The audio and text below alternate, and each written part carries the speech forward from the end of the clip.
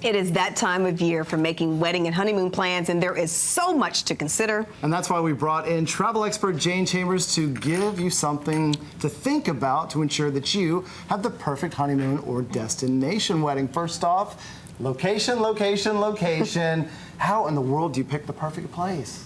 Well, number one, you don't want to spend all of your time flying. Right. And also, if you're going to have jet lag, you'll spend more time. We went to Rome on my honeymoon, and when we first arrived in Rome, we spent about 6 hours just sleeping. Yep, so did I. So, and it takes you a day to adjust when you get back. That's right. So you have a rule about how to choose. My rule of thumb is typically, depending on how much time you have, if you have 3 to 5 days of vacation time, you don't want to fly more than about 3 or 5 hours to get there. Okay. I think all-inclusive is great, but it's not for everybody, right? No, all-inclusive is great in terms of relaxation, and we know that there's a lot of stress that goes into planning a wedding, and we don't want your honeymoon to add to that. We want that. The honeymoon should be the part that you relax and have fun. And so an all-inclusive is wonderful in terms of you know right away what your budget is. You've paid for that in advance. You've paid for the hotel room, the taxes. Drinks. Yeah. More food than you can possibly eat. Yeah. Non-motorized water sports, sometimes even motorized. So you know what you're going to spend. It's all done up front.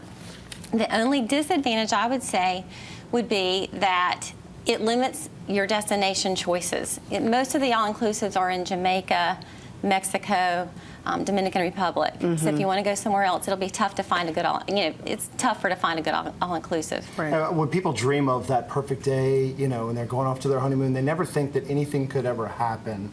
Sometimes it does. What about travel insurance? And that's why we need travel insurance. And you're exactly right. Most people say, oh, I'm going no matter what. I don't need travel insurance. But they don't think of the unexpected, unfortunate death. Yeah. Jury duty, natural disaster. These things can happen. And a honeymoon is a substantial part of your budget. And you've spent sometimes several $1,000s. You don't want to lose that. And the closer you get to departure date, that money becomes non-refundable. But then also, another thing people don't think about is what can happen while you're traveling. And I hate to bring these things up because it is fairly rare. Yeah. But when you're traveling, let's say you did get sick and you need to get back, travel insurance will cover your transport back home. Oh, I didn't know that. Wow. It sure will. And it will also cover if your bags are delayed and you need to buy some things to get you by. I lost a bathing suit one time. I lost my luggage on the way to Bora Bora one time. And had to spend 3 days in not so cute clothing. Okay.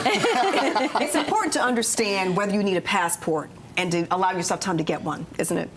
It takes about 4 to 6 weeks to get a passport, so don't wait till the last minute to figure out if you need one. You can get it expedited, but that does cost a fair amount of money. So just a regular cost for a passport is $140. Plan ahead. Plan ahead. Thank you so much, Jayne. We appreciate it. Certainly.